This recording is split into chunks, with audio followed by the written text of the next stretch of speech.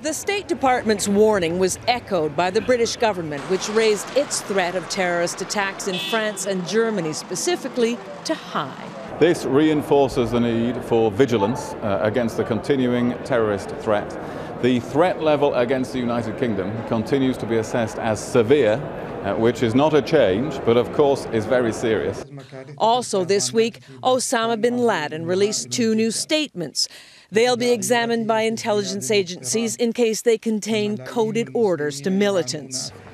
U.S. counterterrorism officials believe senior al-Qaeda leaders may have been planning to attack several European cities, similar to the terrorist assault in Mumbai 2 years ago, when armed men fanned out in the crowded downtown, killing and wounding almost 500 people. Pakistan's border region with Afghanistan is still a haven for al-Qaeda training camps, in spite of stepped-up attacks from U.S. drones and pressure by the Pakistan Army. This summer, Western intelligence agencies were told that militants trained in this area were going to carry out the European attacks. So while today's travel warning is based on serious fears, it's vague, leaving many of the hundreds of thousands of Americans in Europe for business or for pleasure wondering what to make of it.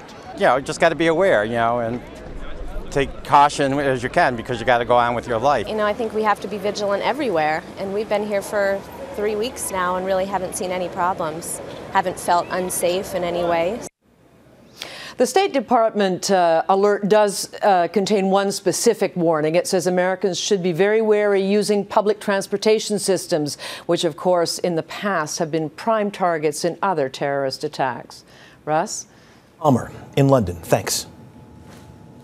And for more on the terror alert and what it means, we are joined by CBS News national security analyst Juan Zarate. Juan, good evening. Good evening, Russ. I guess the big question is, why now? Well, Russ, the alert comes at a time when authorities are learning more and more about this al-Qaeda-directed plot at Europe. And so in some ways, the authorities, the U.S. government, has a duty to warn U.S. citizens about this potential threat in Europe. In addition, this comes at a time with a lot of media attention about what we know with respect to the threat. And so the authorities couldn't avoid putting out some sort of advisory to warn people traveling to Europe. The alert is pretty vague. No specific countries are mentioned. What does that say to you? Well, it says a couple of things. First, that authorities are still worried about the seriousness of this threat, directed by bin Laden to hit in Europe with assault teams and Mumbai-style attacks. It also suggests that they're worried that this may be evolving. It's not clear what the media coverage has done to change the direction of the plot. And so this is somewhat open-ended and vague, in part because authorities aren't quite sure where this may be headed. So we're right in the middle of trying to understand what this plot means, not only to travelers, but also to counterterrorism officials. When you look at this alert, how seriously do you think Americans should take it? Well, I think they should take it seriously in light of what we know about this plot. Again, something directed by bin Laden and al-Qaeda to hit in European cities should not be ignored. At the same time, we shouldn't overreact. There isn't enough information to suggest something's going to happen tomorrow. But it does suggest Americans need to be vigilant and need to be aware of their surroundings when they're traveling to European cities, and just being conscious of the fact that there may be an attack sometime in the future.